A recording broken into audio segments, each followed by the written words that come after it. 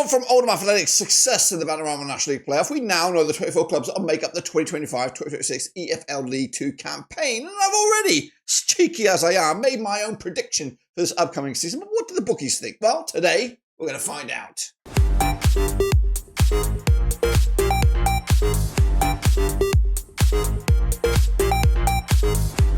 That's right, folks, back once again with another video. Today we're taking a look at the, of course, EFL League 2. It is the bookies' take. Who they think is going up, who they think is going down. We'll take a look at all that and more in a second. If you knew where you've been, smash your subscribe and you want some shot for Blackburn Rovers, World Football. We're going to all here under one rooski. That's right. I've already gone out and made my predictions pretty much after the final whistle. And, of course, you can check that out. But how close does it compare to the current state of play with the bookmakers? Well, we'll see in just 1 second again. Big shout out to the members and the patrons. You know who you are, but we're here right now. We're going to jump in the vortex and take a little look at the clubs in League 2, of course, including likes of Barnet, Oldham, of course, from promotion, and of course those guys relegated from League 1. So sit tight, hold on, we're going to get straight into it.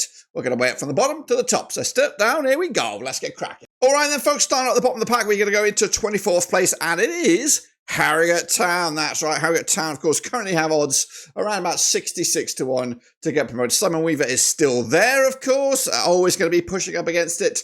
And of course, it's not too far off the money from my own predictions. I think they have one of the smaller budgets here, of course, and with those newly promoted sides of a bit of recent history of the EFL, Harrogate are always going to struggle, and I do think they're going to be towards the bottom end than the top, so I can agree with that. It's a 23rd spot we go, and it is a Newport County, that's right. Currently of odds same as that of Harrogate Town, and that is at 66 to 1. And as of recording, David Hughes is now the gaffer in charge of the Welsh Wonders, and they're hoping to stick around in the division for another season. It wasn't too long ago they were flirting with the playoffs, but it's always, again, just like Harrogate Town, a struggle to kick on in a very competitive League 2 this campaign.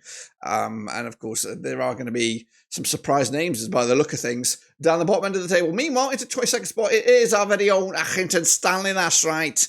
Of course, with 50 to 1 odds to get promoted out of the division and into League 1. It wasn't it wasn't long ago. 3 years, was it? Stanley were in League 1, and now right now, they're down here, and they've been struggling, of course. The main man is John Doolan these days. It's not necessarily got that same vibe as the previous coach who was there for a long, long time, John Coleman. So it's always going to, it's difficult for them to see them, challenging at this grand scheme of things with the coaching setup at the moment for Accrington. So I can agree with that. Going to struggle once again. And they were close to going and getting sucked into it last time around. So lightning could strike twice there. Into 21st spot, we have Bromley. And under matey boy Andy Woodman did a fantastic job last season, 40 to 1 to get promoted. This was a bit, not necessarily a surprise, but you could go either way with Bromley. They could be fantastic and punch above their weight like they did for a good part of last season, but they could also definitely, again, one of the smaller clubs currently in the division, and try looking to improve. And of course, every season, again, I think staying it, yes, you want to get promoted, but clubs such as this, your Harrogate Towns, your Barrows, etc., even your Stanleys, just trying to keep your head above water and keep in the EFL is monumental. I think Bromley have to do that as well, just to kind of get some foundation in the EFL, and they're doing all right now. And I agree that they won't be too much in trouble. Meanwhile, Fleetwood Town, now this is a surprise, a club that I think has gone as high as the Championship currently with Pete Wild at the helm. I think he's a great manager, did wonders for Barrow, I believe. I think he's a good set of hands. Low bar here, 20th. I've got them a little bit further up myself, but we'll see just how well the Cotters get on this campaign. Into the teens we go, and it is Barrow under Andrew Wing. That's right. Again, slowly but surely. This is it. This is how you do it, guys. This is how you do it. Barrow, of course. Would you consider them definitely one of the smaller budget, smaller fan bases, smaller clubs in general? And again, only been in the Football League a couple of seasons. They're doing it. They're doing it the hard way. They're getting their feet in there and just trying to remain in the division, but also trying to push up the tables as they go. And I think Barrow are moving in the right direction. And again, Andrew Wing seems to be a safe pair of hands for them. They were knocking on the door, I think, for the past couple of seasons, early days, and they kind of tailed off towards the back end of it.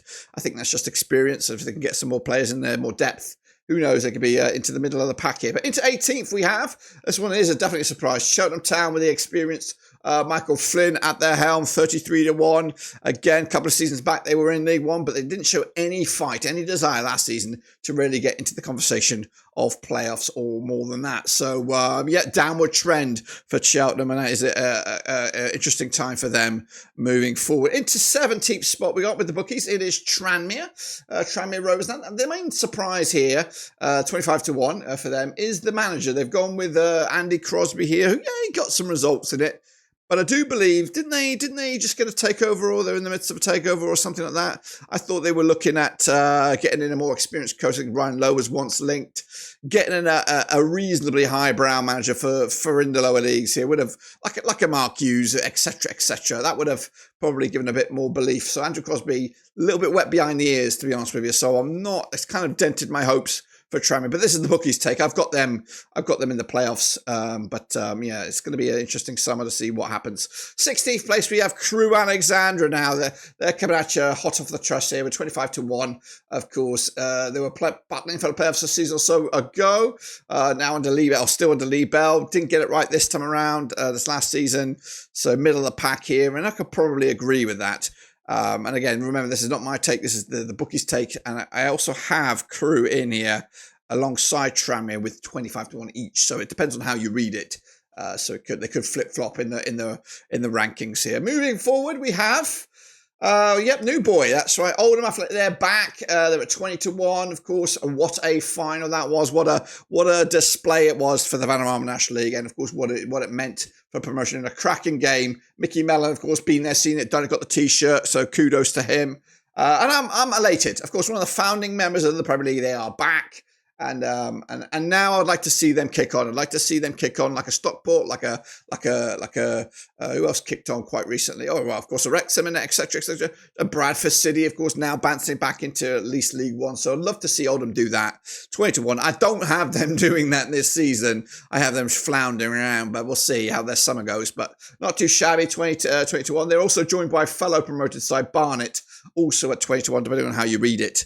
Of course, again, got a few ex-Rovers knocking around. I think at Barnet, at least one anyway. Dean Brennan, the coach there, secured the deal a long time ago. Got themselves promoted, but again, different kettle of fish is the EFL. Been a long time since Edgar Davids and co were here with Barnet. So let's see if they can get it right this time around with Dean Brennan. Into 13th place, relegated Shrewsbury. That's right, coming down from League One last time around. Of course, Michael Appleton, ex-Rovers coach there. And of course, a guy who knows what he's talking about, knows what he's doing, ain't no nonsense gaffer. And yeah, I think this is about right, but I'm not surprised if they push on with Michael Appleton. He's if he can get a good start under his wings, I think they could compete for the playoffs. But ultimately, I think they're in and around about right mid-table because it's going to be quite tight as the season progresses. In the 12th, we have Crawley, also relegated last time around. Of course, the guy who got promoted previously, Scott Lindsay, is back after his little jaunt. Was it with MK Dons, was it? Of course, it seems to be a poison chalice over there recently. 20-1 for Crawley to get back into it. Yeah, you wouldn't rule it out. But I think this Crawley is a little bit different to the Crawley that did get promoted. They did lose a couple of key players when they did get promoted. So, but the main man is back. But they also say never go back. So we'll see just how well that proves to be. Into the top 11, we have Swindon Town. That's right. I've got Swindon a little bit higher than this. Ian Holloway's back in love with football at 20-1. And I love having him back in the game, and I love to see him do very, very well, to be honest with you. He got a tune out of that Swindon Town side last season. It was just maybe late in the day, maybe a full season, good pre-season under his belt. He might come out of the blocks, but it also might be a bit of a staggered start. So hopefully he can rise through the waves and kick on and get Swindon Town up there. Another founding member of the Premier League. And let's hope to see Oldham and Swindon do the biz. Into the top 10 we go now with the bookies. It is Grimsby Town, of course. Grimsby knocking on the door a couple of seasons ago. David Artell, ex-Crewe gaffer there, 20-1 as well. Yeah, they were, I don't know. They were in the discussion last season, weren't they, for a bit? But ultimately they kind of just fell off it. And maybe is David Artell the man? Again, we'll see. We'll see. I'm not convinced with Grimsby, especially. Ninth place we go, and it is Cambridge United. That's right. Currently have odds of around about 16-1. That's right. Neil Harris got a real good tune out of that Cambridge side at the end, but too little, too late. Of course, Neil Harris seems to flip-flop between Cambridge and Millwall. I wonder how long it takes before he jumps ship here and goes back to Millwall again. So I don't know, but he got a tune out of it. They might be there or thereabouts, probably flirting with the playoffs. Again, I have them, I think, in that mixer as well. So I think he's the right guy. But this is difficult here. Top 8. Again, this is not my take. It is Colchester United. That's right, under the Cowleys. 16-1, of course. Danny Cowley, again, getting a tune out of it. A little bit hard done by towards back in the season. Not making the playoffs. Yeah, I think they were close. They were defensive. They were hard to beat. I think they could do that just again. Full season. No nonsense. Cowleys, into the 7th place we go now, and it is Walsall, of course. Heartbreak Hotel, playoff heartbreak as well. They, of course, are back in the division, 14-1. They ran away with it for a good part of the season. Matt Sadler did a great job there, but question marks will remain about him, considering how far he was in front in League One in League Two with Walsall, and then not only didn't get automatics, but failed in the playoffs. So major question marks about Matt Sadler, and I don't know. I don't know about it. I don't have him. I don't have him this high. I think he struggles to start the new season, and they bin him off, and they have to write off. That's my take. It's my hot take, guys. Meanwhile, 6th place it is Salford City. I can agree with this. They're moving slowly but surely. Carl Robinson is a great coach at this level. Didn't really work out last season, but 12-1, not too shabby. 6th place in the discussion there. That is, of course, the bookies' opinion. Into the Power 5. This is well and truly now into the playoffs. Power 5 we go. It is 5th place. It is Bristol Rovers. That's right. Darryl Clark in the helm there. Of course, I thought Calderon was there, but he's gone. Binned off. Darryl Clark might get a tune out of this Bristol Rovers side. That's a good appointment. Did okay at Port Vale, I think. What was he at? Barnsley. I think Barnsley was just too big a club for him. Bristol Rovers in this division, in these scenarios, it might be okay for Darryl Clark. So 12-1. Yeah, it's good. And this should be in the discussion.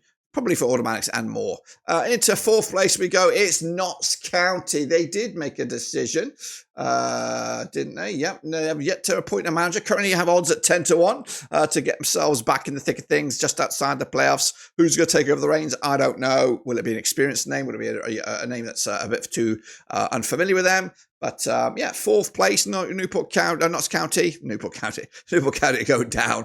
Notts County, though, in the discussion. Into the Power 3 now. This is automatics, and we're taking it. We're getting crazy here. This is not mine, remember, bookmakers take. It is Gillingham, of course. Gareth Ainsworth, yo. Armani Little with a captain's armband. Bradley Dack, of course, creating some havoc. Get a full season under him, and these guys could be cooking, of course. Again, defensive kind of coach, kind of grinds it out a little bit. If they can get some goals in this team, this will be a real threat. And again, very hard to beat. Really amped up the level a little bit. So yeah, I'm in agreement here. 3rd place, Gillingham. Into 2nd place we go now, and it is Chesterfield. That's right, under Paul Cook. I don't think I have them this high. Again, keeping Cookie at their helm is monumental. Of course, Heartbreak Hotel with the playoffs this season, but just to have them in the discussion last season was great. But can they kick on and get into the automatics this time around? I think that's the trick here. They've got to get in the automatics. Playoffs is difficult, and you got to ride your luck. Especially, we did see that with Walsall. They were running away with the league, but then they fell off of it, and their form was terrible going into the playoffs. They got through to the final, but ultimately cut off. And then finally, guys, it is 1st place. It is MK Dons, of course, 8-1. And they got the right gaffer, I think, in Paul Warne, taking over the reins here. Of course, Poison Chalice right now is MK Dons, but they're tipped to get promoted this time around with the ex-Rotherham gaffer behind in the dugout. So that's the bookies' take. I've already got my take out there. It's similar, but a lot different in a lot of ways, shapes, and sizes. So make sure you check that out as well as this. Gives it some love. Smash your subscribe. I'll see you soon whenever we return. But until then, we're done.